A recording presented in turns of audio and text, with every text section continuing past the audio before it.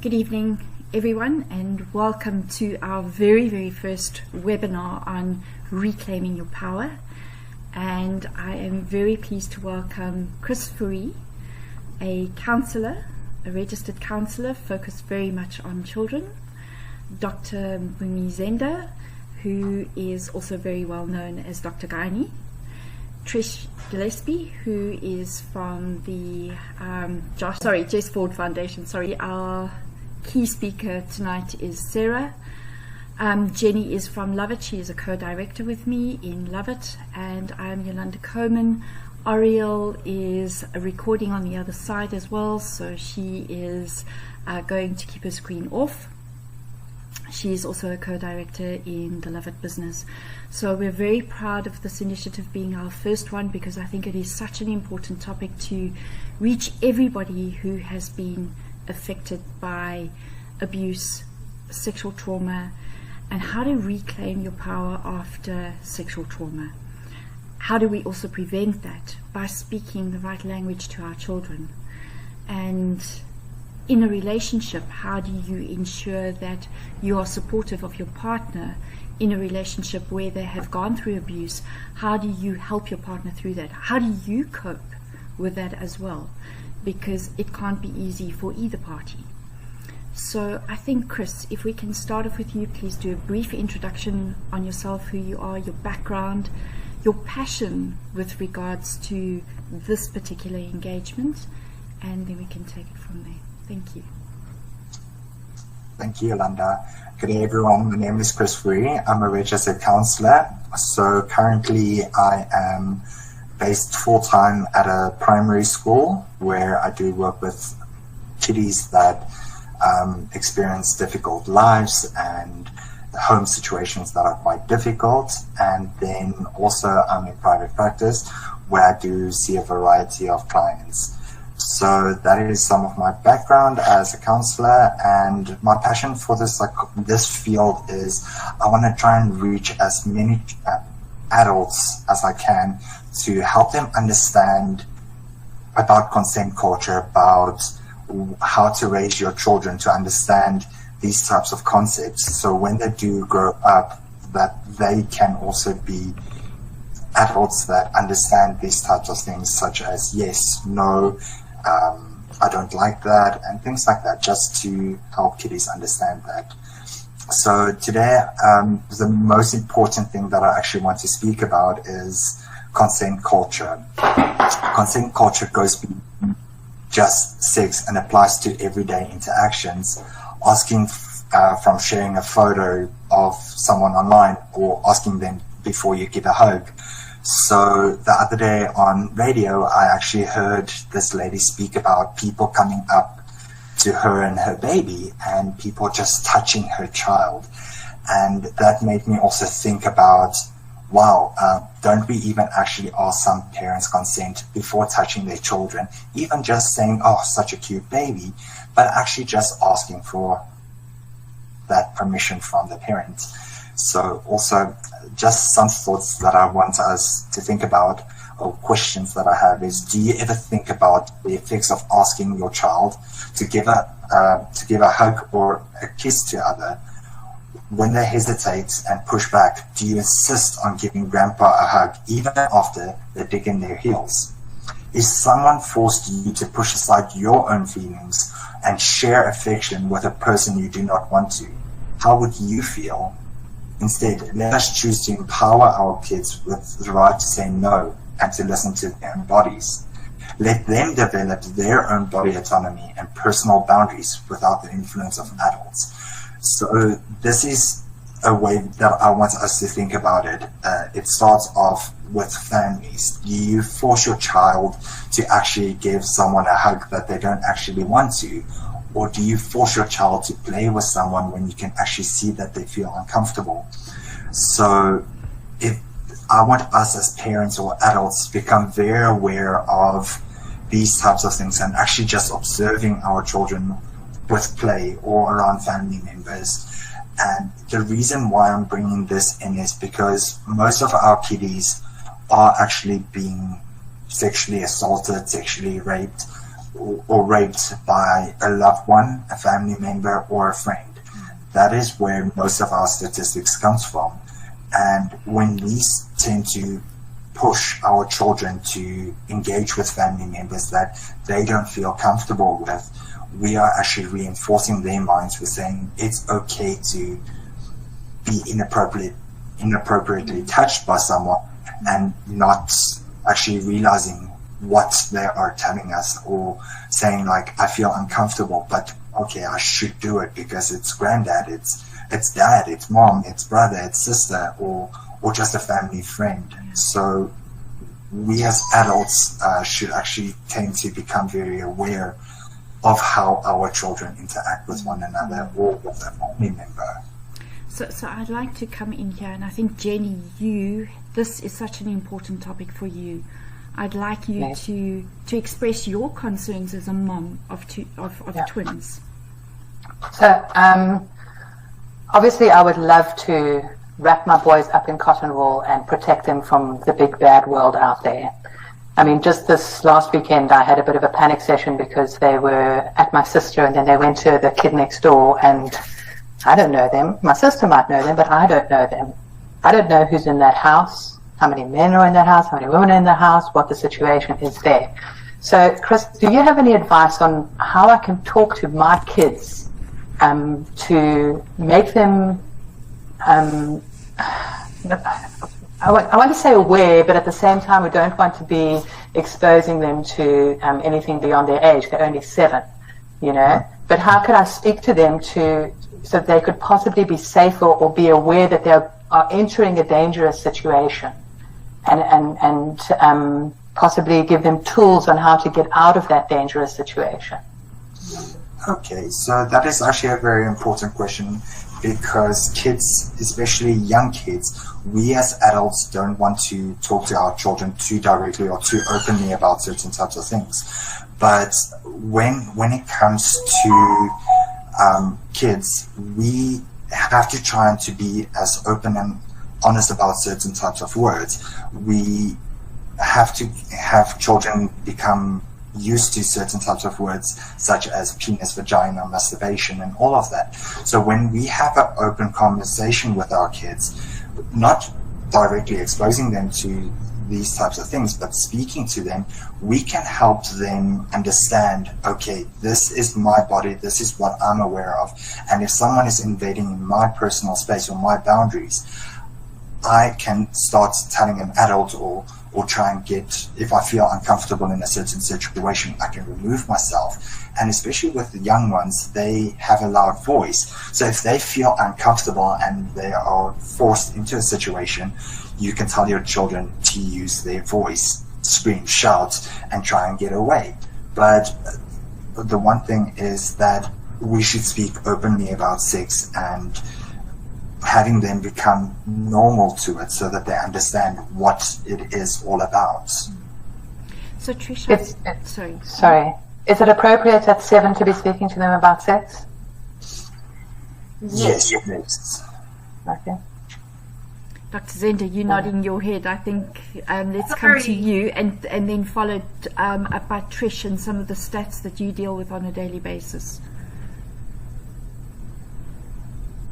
You're on mute.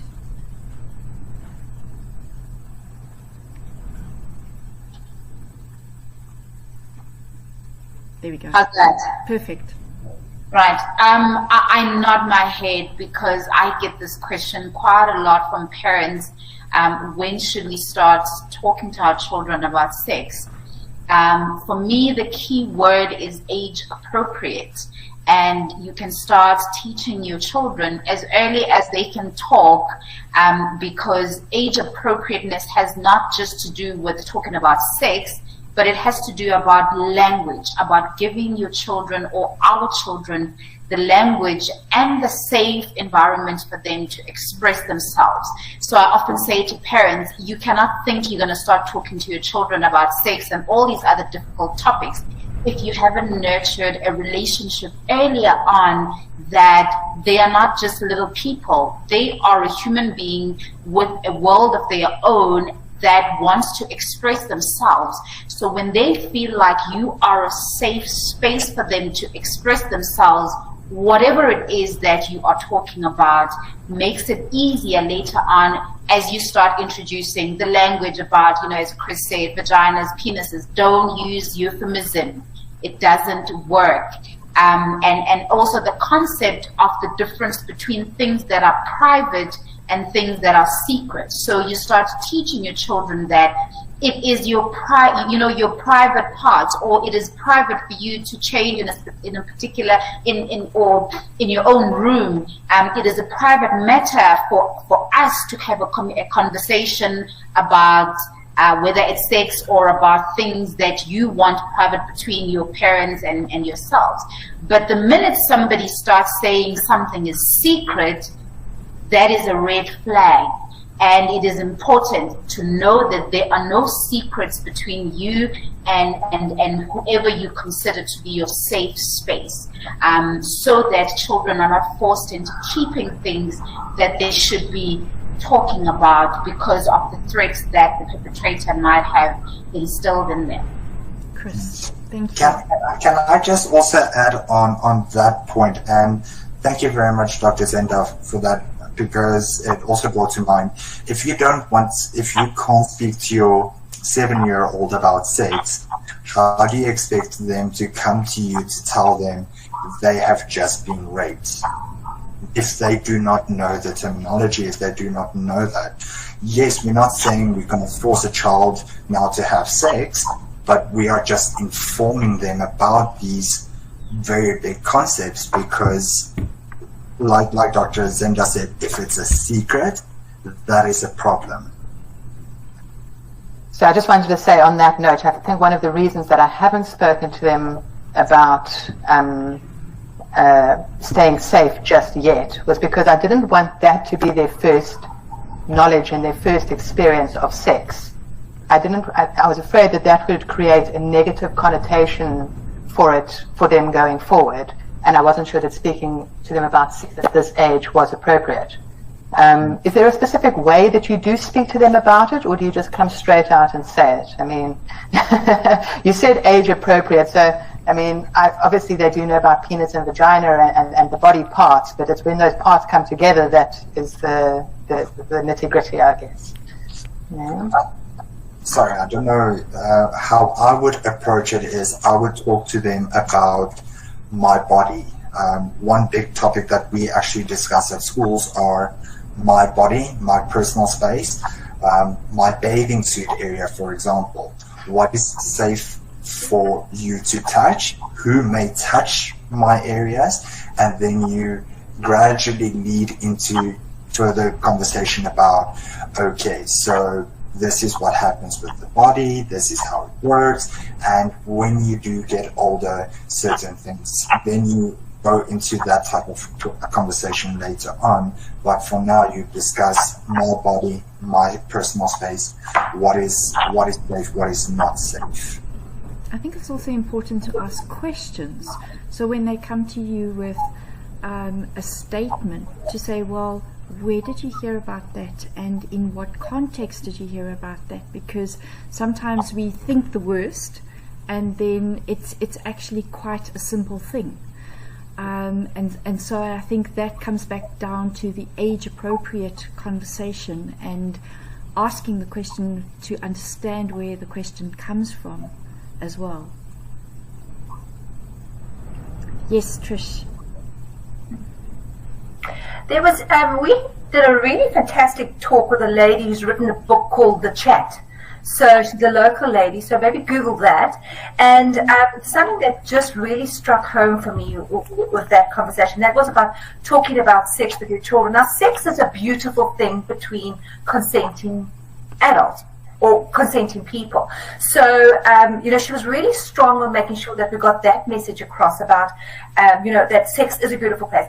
And Jenny, just on your point about, like, she actually said to us, where do you want your child to first hear about sex? surely you want it from you and the comfort of you and them understanding who you are and how, you know, how loving this is, rather than pick it up from someone on the playground or somewhere even worse, and it becomes this monster, ugly thing. So, guys, just maybe have a look at the book called The Chat. It's brilliant for Jenny, for you and your kids. I guarantee you will be purchasing it.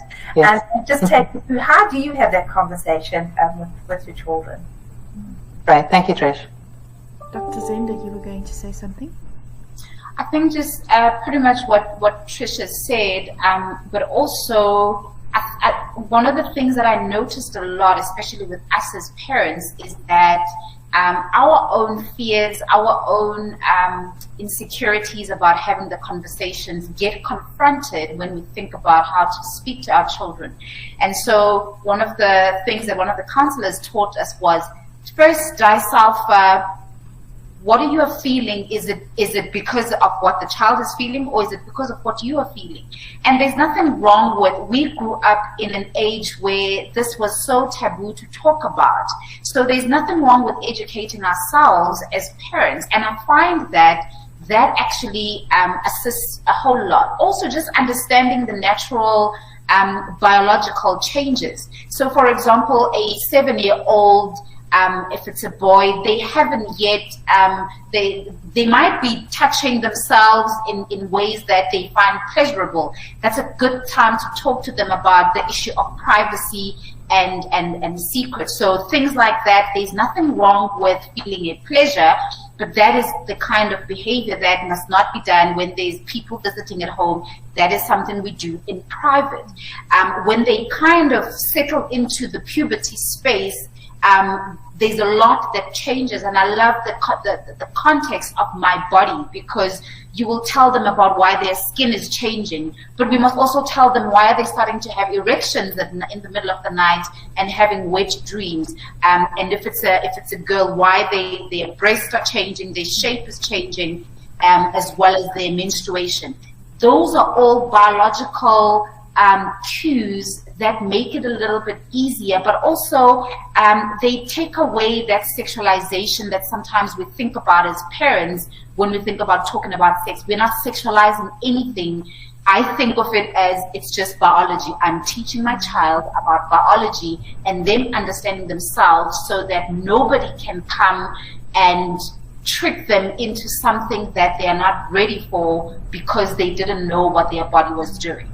I think you raised such an important point there, and for me, one of the challenges that we currently face as well is that our young girls, their bodies are maturing a lot faster than what they used to. So they are developing breasts at age 10 already. They are menstruating a lot earlier because of all the estrogen that's in our water that we can't get rid of. And their mental capacity and their maturity at that stage, their emotional maturity, is not at the same level as what their body is changing. So they have older teenage boys starting to hit on them, and they don't know how to handle it. And I think this is a big challenge for us as well. And I think, Sarah, you've got 2 teenage daughters, right?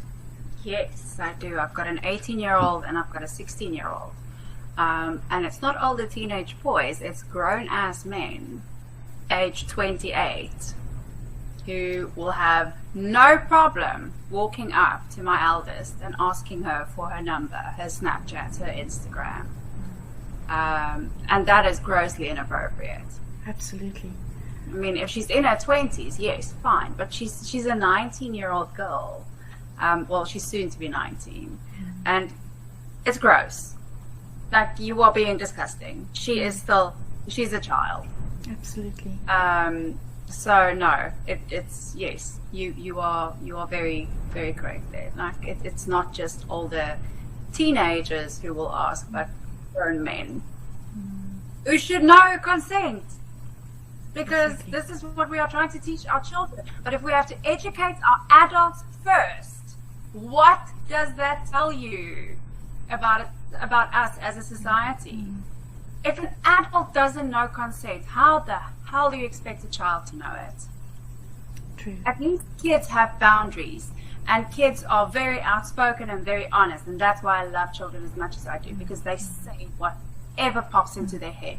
And they are usually dead honest when they tell you something. So when a kid comes to you and they say, I have a secret, you should immediately investigate what that secret is, because children should not have secrets, ever. True. Trish, yes, sorry, Chris, let's come to you first. You're on mute. Sorry about that. I just want to actually add to Sarah's point. I think where the problem has begun was because sex was such a big taboo in the olden days. Parents were very concerned or scared to actually speak to their children about sex. So they never fully understood, okay, we should actually know this, but when it comes to consent, that they don't always understand that, because it was never a full conversation that they had, or a proper conversation that they had. So that is why I believe if we start young, learning them about consent and things, we can approach life differently. But fixing something that is already in someone, that is going to be a big challenge. And I agree with you, it's such a big problem. Trish, can I ask you to comment a little bit on your initiative, the Handbrake Project? I think it is a really important project, and what frightened and alarmed me was the percentage of handbags that actually go to children under the age of 12. It's horrific. So we've been, the Handbag Project for the Jess Ford Foundation has been going since 2008. And it started after Jess's gang rape. And for her to understand how privileged she was to have a handbag or a toiletry bag to get herself clean after having to go through the actual test of that, was she just realized there were so many South African women and children who aren't going to have that privilege that she had. So the Handbag Project was started because of that, and it's one that's driven with such love, and it just is our princess project, and I think it always will be. And that's because we just managed to reach so many very vulnerable people at a time when you're feeling at your lowest, and being degraded, to be given a gift and to help you get clean. And for Jess, she always talks about, let's get you clean from the outside, and then we can start working by getting you clean on the inside. So that's how the journey starts. Now, what we do is we pack 400 bags a month, and that 400 goes through to our Tutuzela centers in our province. We also do support to the other provinces, but not to the same extent that we do in KwaZulu-Natal. And we're guided by their stats on how many children are coming through and how many adults. So the ratio is 60% under 12, and then the 40% adults. Now, I think the scary stat for us, and we all know this, the reported rates are just the tip of the iceberg.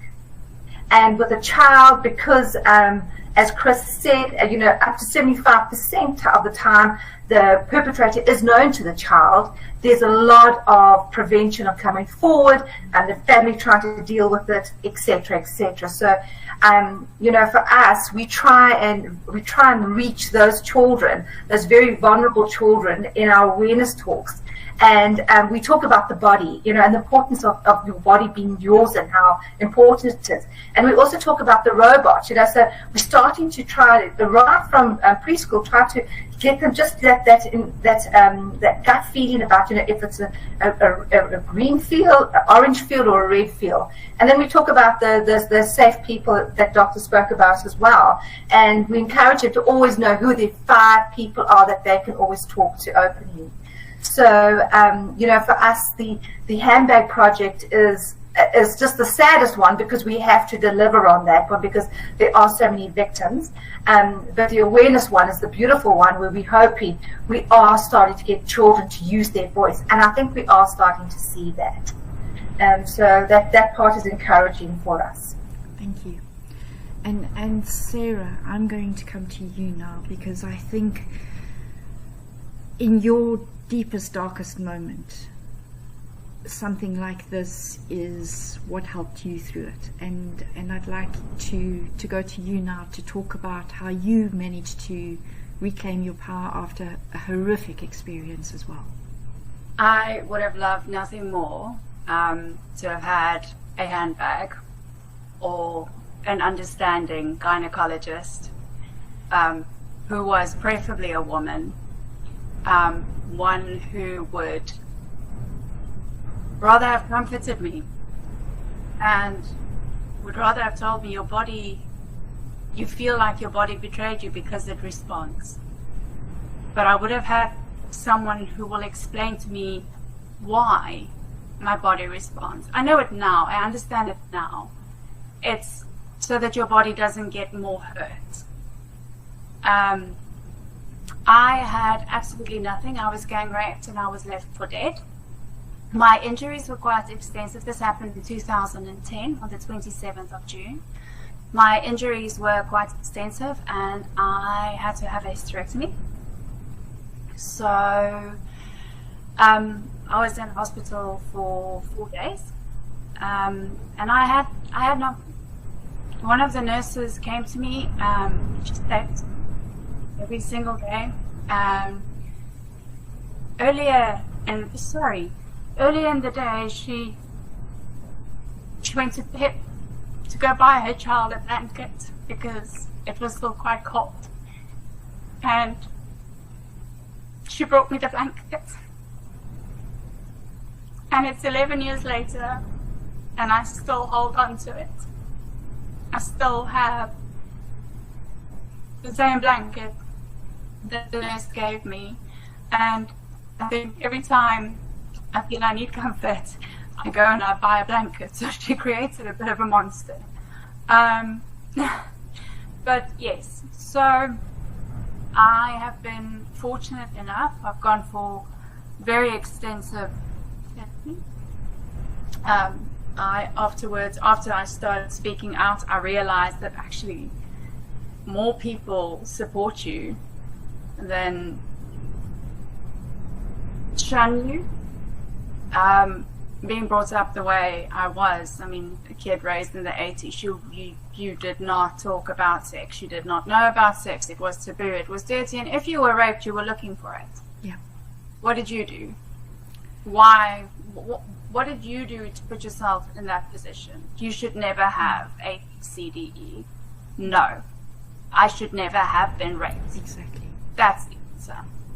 It's not about what I did. I did nothing wrong. I have been fortunate enough to have met Jenny and Yolanda. And I do the sex reviews because even though you've gone through something so horrific, your body still has needs. And you don't necessarily want to share your body with another human being because two human beings took you and tainted that experience for you. But that doesn't mean you can't love yourself. And that doesn't mean that your needs have stopped, because they're still very much there. I'm still very much alive with warm blood running through my veins, and I have a vagina. So we have needs. And yes. So I wish that I had this group here today 11 years ago. And that is, I think, what I want to tell people now is that you are not alone. You have a whole group of us who will walk with you. You have a whole group of us who will help you. You have a whole group of us who will reassure you that your feelings are natural. What you're going through is 100% normal, and you did nothing wrong. You did nothing to deserve it. The shirt you wore, the shorts you wore, what your clothing had absolutely nothing to do with it. The fact that you had a drink or two has nothing to do with it. It's you. You did nothing wrong. it's a thank you for that. It's difficult, I'm sure, to talk about it. Painful. Yeah, sorry. I don't know why. No. Sometimes it's easier and Please don't sometimes apologize. it's difficult. There was another thing I wanted to touch on when it comes to consent. And I think this is a very important topic because, again, we have to educate adults, and it confuses me. When you are married, your partner has no automatic right to your body. A ring is not consent. When you are married, when you are in a relationship, when you are involved, you can still be raped. At the time, you might think, no, this is normal. This is marriage. This is a relationship. This is how it works. Bullshit. That's not how it works. If you say no, it's no. If you say yes, then yes, go ahead. Then you're into it. If you keep quiet, it's no. If you say maybe, it's no. The only yes is a yes. I want to do this. If there's anything else being said, if you ask someone to stop and they don't stop, you will be violent. If afterwards you feel, hold on, I feel a bit you have been violated. That's my experience. In both instances. I mean, I was in a marriage. I'm divorced now, and that happened. And I thought that this is what marriage is. Like, I'm supposed to have sex with my husband whenever he wants it, because I mean, I'm there to satisfy his needs. I'm there to do my wifely duties, and that is not how it works at all. If you don't want to do something, you don't do it. You don't have to do it. No is a full sentence. Thank you for that. And it's so important that you've raised that, because I think so many women are affected exactly like that. You know, it's a case of, well, you're my wife, you're my property, I own you. And that's not right either. And I would like to ask Dr. Zenda if you could comment on the relationship aspect of this, and that importance of consent in a marriage, and how you deal with that as a woman, where it's your expectation to deliver and to be available, when in fact it's supposed to be consensual. It's supposed to be something that you're both wanting to do, and whether you shouldn't have to have the excuse of a headache, because let's face it, sex will take a headache away. So how do you broach that as a woman who could either be fearful of what would happen, what the consequences are if you say no, or just because it could lead to complications in the relationship? If we can get comments from you, please. Yeah. Oh, this one is a tough one, and I want to start off by something quite lightish. I had a conversation with one of my clients earlier on. She was a virgin. She's now 3 months married, and she comes to my office because her husband, who has been married before, with the child about 10 years older than her, says to her, go to a gynae because your sex drive is terrible. Am I supposed to just ask for, I'm not supposed to struggle so much for sex from my wife? I was infuriated. And one of the things that is scary is sometimes the sense of entitlement within this relationship. So the power dynamics, the entitlement, and I genuinely wish that from the first part of the conversation that we had is, how do we teach young girls and boys about consent, about being confident and knowing that your yes is a yes and your no is a no. And often there's this idea that we're supposed to teach the girls, but I think there has to be a lot more emphasis on what are we teaching our young boys and our young men. So that, because and I don't want to stereotype it and say it's only men who abuse, or it's only women who get abused. I think it goes both ways, but by vast majority, when we look at our statistics in our country, and I will also speak from my own cultural background, where the power dynamics are so important, where whether it is an emotional, lopsided powers, whether it is a financial thing, whether it is just a confidence issue of never being taught as a woman what is your role in a relationship, and that you're not somebody's servant. When you look at extreme, sometimes things like genital mutilation, the idea that pleasure only belongs to a man, those are all the stereotypes and the layers and layers that land a lot of women or vulnerable people in situations where they are being abused, and that relationship is not on equal grounds. And so it can go in so many directions. Whether it's a child, there's a power dynamic of somebody older, whether it is, like I've mentioned, all the other aspects that can cause a relationships to be unequal.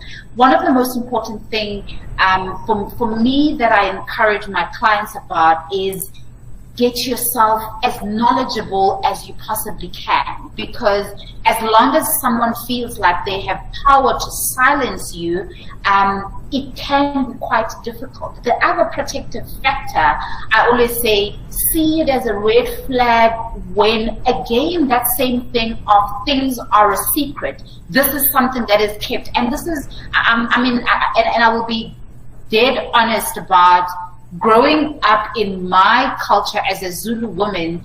We grew up being told that your marriage troubles are not for everybody to know. So already as a society, there is this inbuilt sort of like platform for the perpetrators of abuse to thrive, and those are the very stigmas we need to fight against and talk out. So the other protective factor is knowing and having at least 2 or 3 other people that you trust outside of your partner, outside of that relationship. And sometimes people, when it comes to the mental health, people can manipulate how and what they say to you. So they will use things like, I'm sorry, I did that because I love you. I got just a little bit angry, but I love you. So there is this sense of not being sure. Am I the one going crazy? Am I thinking this is actually a good person? So having people that you can bounce off your own feelings and ideas about what is going on is a safety net for every single human being. And it doesn't matter, man or woman, but particularly when you feel like you're in a space that is vulnerable, where you feel vulnerable and the power dynamics are not quite equal.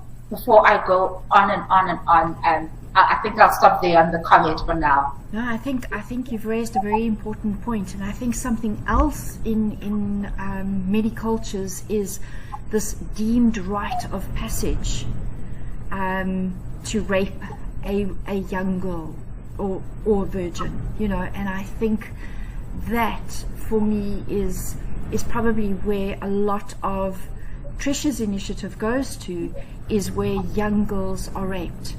And I think how do we educate our young boys that this is not the way to do it? This is not the way to be a man. And your power over a woman, Jenny.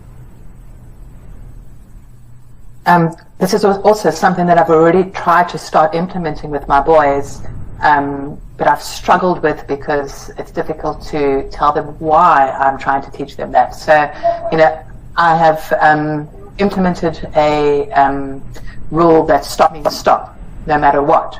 So they're young kids and they often, play and wrestle and whatnot, but stop means stop.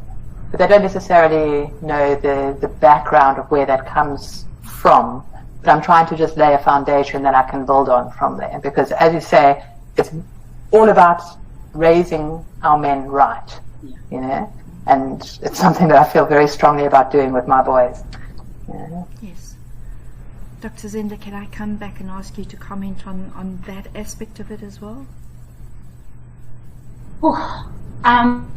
You know, when you look at, I have this concept I call commercialization of our vaginas, and it goes into things like the responsibility from a very young age is placed on the woman to, when we get our periods, we are the ones who are told to close our legs.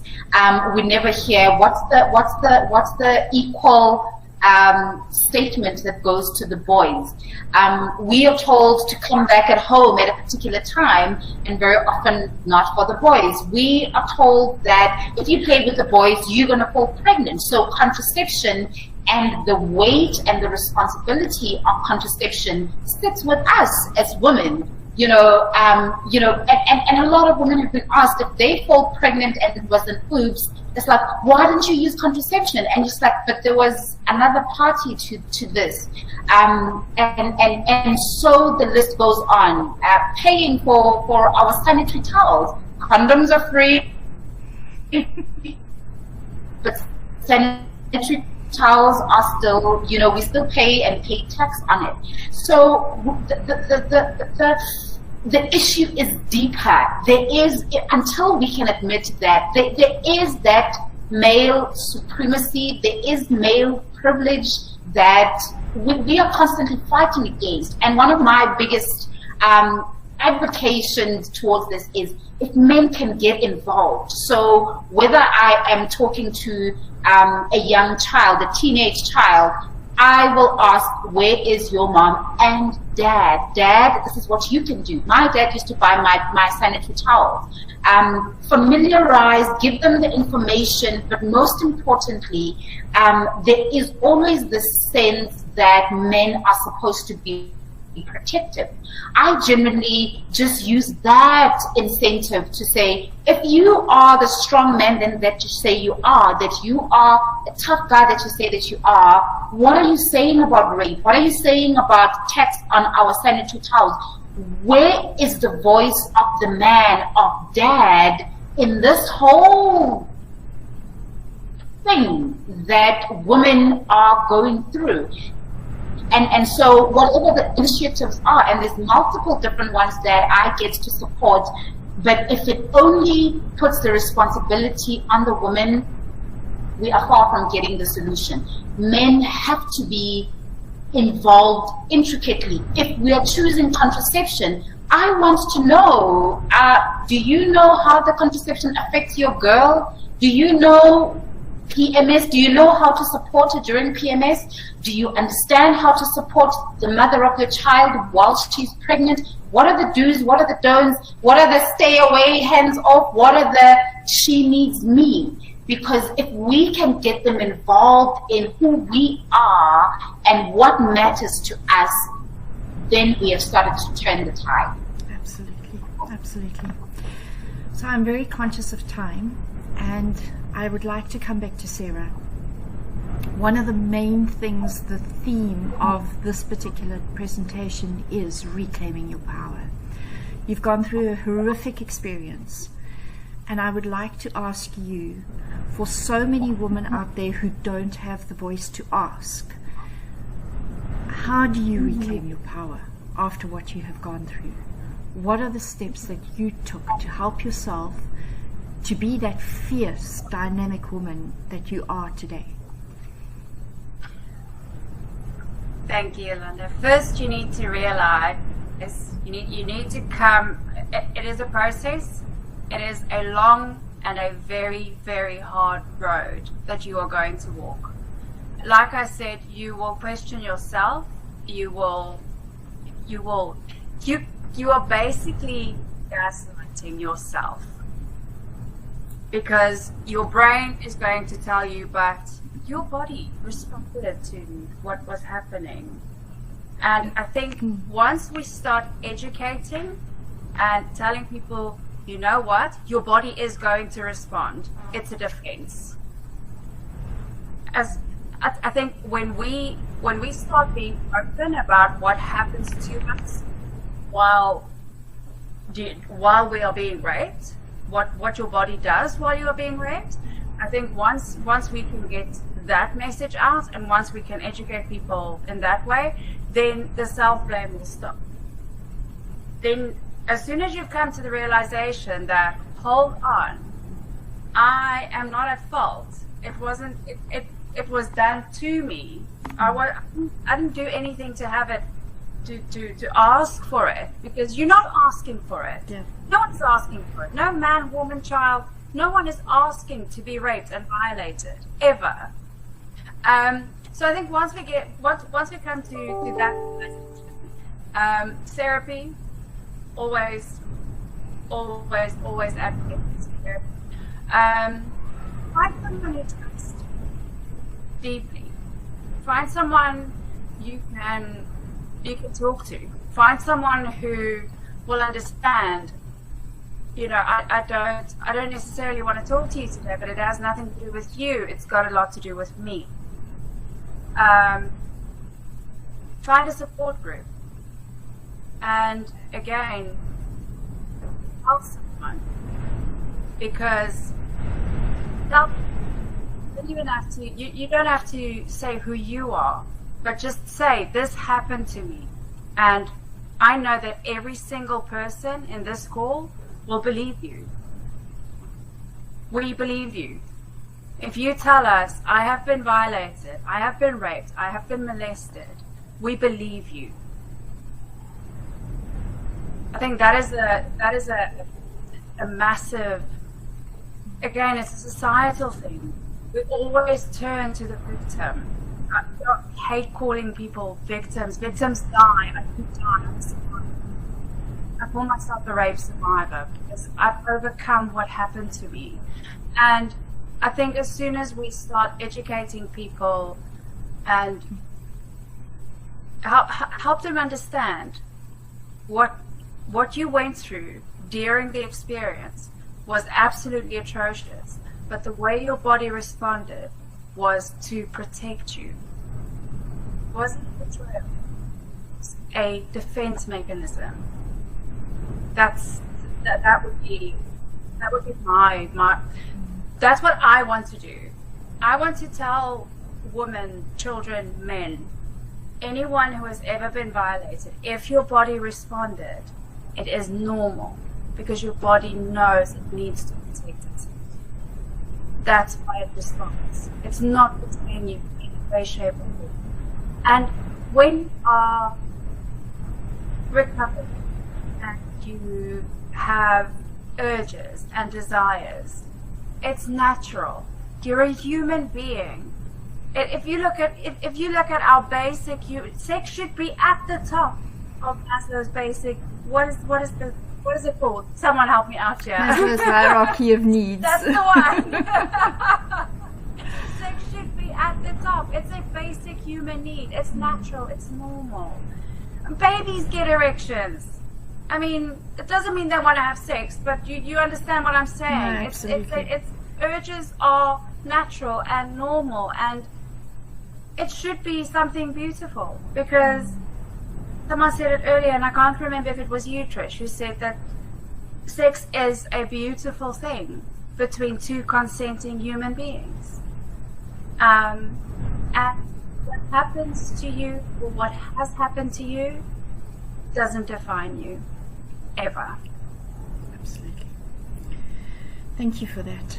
I was actually just having a conversation with one of the ladies at our center, at our wellness center last week, who unfortunately had also been gang raped. And she struggles with wanting to still be in a sexual relationship, because obviously she's remarried and she has the urges, she wants to just be herself again. But then there are moments that triggers a memory. It could be a smell, it could be a sound, it could be a touch. And how do we help our partners when you have gone through rape? How do you help your partner to be in that loving relationship with you, to help you through this, but to reconnect with you as well? How do you help them, and how do they help you? I think if you are open and honest and upfront from the beginning about what happened to you, I'm not saying everyone should speak out when you are ready. You don't have to be ready right now. Speak out when you are ready. But one thing that will help you, especially in a relationship and especially when you have needs and urges, is communicate. Communicate with your partner. So one of my triggers, Yolanda, is smell. So there's a certain smell that some men have that it's triggering, and for me it is repelling. I can't describe the scent, but I know it when I smell it. Then I know, okay, no. And then I blossom, I freeze, everything shuts down. It's like, I go straight back. So I think first off, if you're in a loving relationship, your partner will be understanding. They don't necessarily need to know the details of what happened to you. Mm-hmm. Goodness, you won't even know or remember all the details of what happened to you. And that is also a defense mechanism. Yes. That is also your brain protecting you, sparing you from the additional trauma. You're not going to remember everything. But a certain scent, a certain touch, a certain sound might trigger a memory. And I think you can tell your partner, I may have liked this yesterday, but I don't want to do it today. Is that okay? Can we just pause on that and then see how we feel?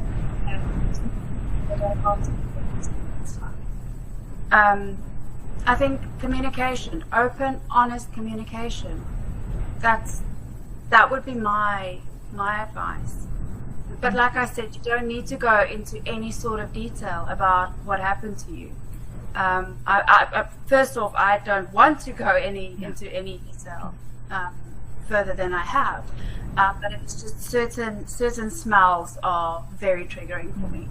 And also certain sounds are quite triggering. But other than that, communicate, talk, voice your needs, say what's so. Is Dr. Zenda? You're on mute. I was saying, no, please do finish first. No, you can carry on.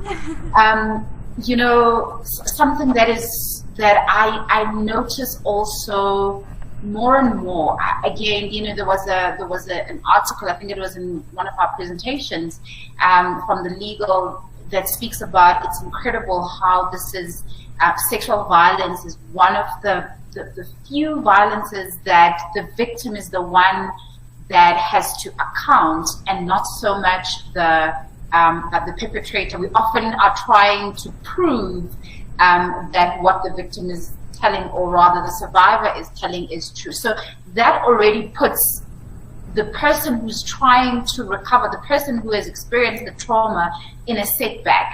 But back to what else to do, have always thought the community, whether it is the community from the health perspective, the legal system, the society, we should be making it easier, finding ways to make it easier for somebody to recover from such a traumatic event. Over and above, and Sarah, you're 100% right to communicate and talk, but let's also be fair. That can be quite difficult in itself, and you shouldn't feel like you have to now, do somersaults to become the best communicator. You are the one who was violated, and so a lot of the systems, I must say, are not always in good shape to support the person who has gone through that. Professional help goes a long way, whether it's a therapist, and not just a therapist for yourself, but also for your partner, to say, how do I gain tools that allow me to look after my person in the most meaningful way? And again, my idea and concept is always, how do we take off the load from the person who has lost the most in this process? How do we make their work as large as possible as a community, as a people, and like I said, the health system, the legal system, and all the aspects that are supposed to come around and help. So therapy for both the partner and the survivor are absolutely important. They can teach you how to communicate, as well as give you both the tools on what to do when there are triggers, how to be supportive of each other. Thank you very much. So in closing, I would like to come to each of you for a closing statement, and then at the end of it we will be publishing a list of all the contacts in terms of who you can reach out to when you are going through or have been through a situation where you are in an abusive relationship or have been raped, who you turn to, what the process is, which organizations, NPOs are out there to help you.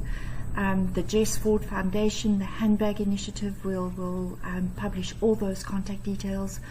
But I think if we can just, in closing, Sarah, if we can start with you, Dr. Zenda, Trish, and then Jenny, if we can close out, I'd appreciate that. Sure. So my statement would be, I am not what happened to me. I am who I chose to become. Beautiful. I got goosebumps.